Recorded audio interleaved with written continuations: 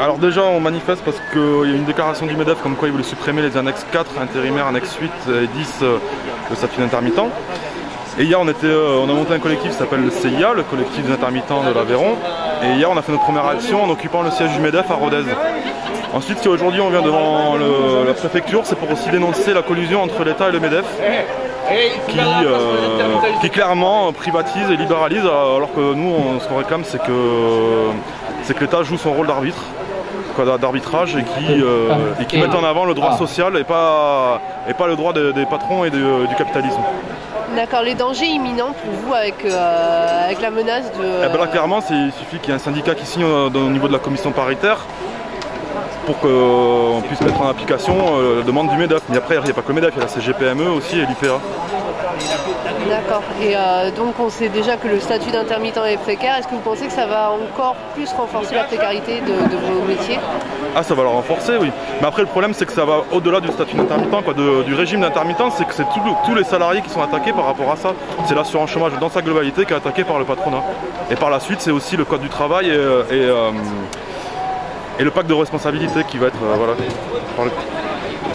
pour soutenir le régime des intermittents du spectacle. C'est quoi le danger imminent en fait? Pour l'instant c'est juste un danger qui a été levé par le MEDEF, donc la réforme n'a pas été du tout suivie par l'État, mais c'est vrai que le MEDEF essaie à nouveau de réveiller la remise en cause du statut d'intermittent du spectacle, statut qui est indispensable au bon fonctionnement culturel de la France. Donc vous organisez des festivals tous les ans, vous faites appel à des intermittents du spectacle. Est-ce que si ce statut disparaît, ça posera des soucis? Et c'est clair que nous, déjà, au niveau des artistes, c'est clair que, on va dire, la grande majorité des artistes, voire la totalité, sont sous le régime des intermittents du spectacle. Donc on voit mal comment la création artistique va pouvoir se développer sans ce statut. Après, au niveau des techniciens, c'est la même chose. On voit mal les prestataires techniques survivre sans ce statut-là. C'est vraiment indispensable au fonctionnement de tout le milieu culturel français. Donc pas d'intermittent, pas de culture. Pas d'intermittent, pas de culture. Je l'ai déjà filé à Fabre. Elle était... Pourquoi les bananes? Ouais. Parce que la banane du Ségala en fait. Et donc en fait c'est une coopérative qui s'est montée en 2000. Et donc du coup voilà, on soutient les intermittents en fait, tout simplement. On était partenaire de dette cet été en fait à l'Estivade 2013. Et donc voilà, on trouve que la lutte des intermittents c'est un juste combat, donc du coup voilà, on milite en leur sens quoi. Parce qu'on s'est retrouvé un peu à une époque dans la même galère avec la banane du Ségala quoi. Donc voilà. Pour marquer ma solidarité par rapport au combat que portent les intermittents du spectacle dans le cadre de la renégociation des indemnités chômage sur le propos que le MEDEF va absolument supprimer les annexes qui les concernent, annexes 8 et 10. Le but c'est vraiment de faire en sorte que le statut social sur une profession bien particulière, celle des artistes et des techniciens du spectacle, soit généralisé, banalisé dans un statut général qui ne correspond absolument pas aux conditions de travail de cette profession. Et le risque pour une condition pour des précaires déjà que représentent les intermittents suite aux différentes réformes n'est pas de supprimer ce statut qui est la condition sine qua non de la création et de la partie prenante technicienne sur les événements culturels. Et grâce à eux, on peut dire que la culture, à travers l'événementiel, la création, sont des vecteurs les plus importants en termes de retour économique sur l'activité en France.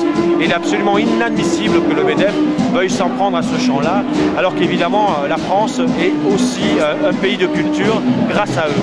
Donc aujourd'hui, il faut absolument être à leur leur côté pour éviter cette situation ubuesque où le MEDEF voudrait imposer aux partenaires sociaux et à l'État sa pure loi de logique économique et de rentabilité à seul profit des actionnaires des multinationales, entre autres, et des multinationales de la culture, vous savez bien, ces grandes boîtes de production qui nous vendent du divertissement et pas ce qui est fondamental, le divertissement certes, mais surtout l'épanouissement et la condition d'élévation de tout un chacun que représente justement la culture et les intervenants de la culture que sont les intermittents du spectacle. Parce que je crois que je me sens aussi concerné en tant que programmateur, d'artistes, d'intermittents notamment, parce qu'on en accueille à peu près entre les techniciens et les artistes reçus toute la saison. C'est un volume de 150 à 200 personnes, quoi. Donc les artistes pour nous c'est quand même une nécessité en tout cas dans le paysage et dans l'environnement social aujourd'hui. Donc c'est pour ça que je suis là, quoi. Ouais, est-ce que c'est assez dangereux ce qui se passe finalement en ce moment? La remise en question du statut? Je pense que c'est une remise en question qui à mon avis n'est pas nécessaire aujourd'hui. En tout cas, il faut surtout tenter de consolider l'existant, ce qui à mon avis paraît le plus important. Après je pense qu'il y a différentes branches qui ne sont pas logées à la même enseigne. Si je prends le spectacle vivant et l'audiovisuel, on n'est pas forcément sur les mêmes problématiques. Donc là aussi je pense qu'il y a des discussions à avoir sur ces branches-là. Nous ne sommes pas tous intermittents là, on a des élus, on a des directeurs de structure. D'ailleurs, on vous applaudit. Ouais. Voilà. Il ressort que l'activité des intermittents pour un emploi intermittent, ça induit justement dans les structures, dans les collectivités territoriales, dans les associations aussi. Un emploi intermittent induit 6,6 emplois permanents de la culture.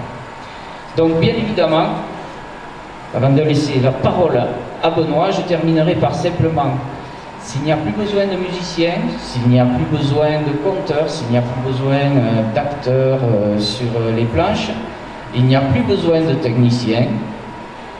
S'il n'y a plus besoin de techniciens, il n'y a plus besoin d'administratifs pour s'occuper de tout ça.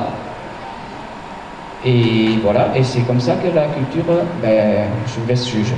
Voilà.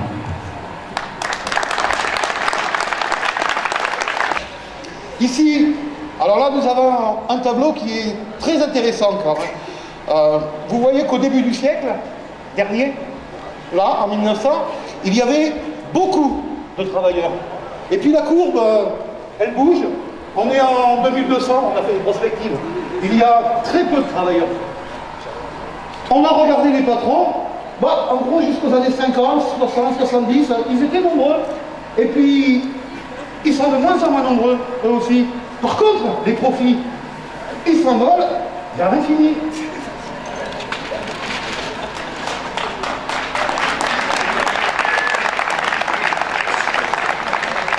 Nous avons ici un autre tableau qui n'a vraiment d'intérêt que parce que lorsque le stagiaire a fait le graphique, il s'est trompé, il a fait une baisse au niveau des profits, puis il l'a mise en francs, alors qu'on est en euros, ça a augmenté en réalité.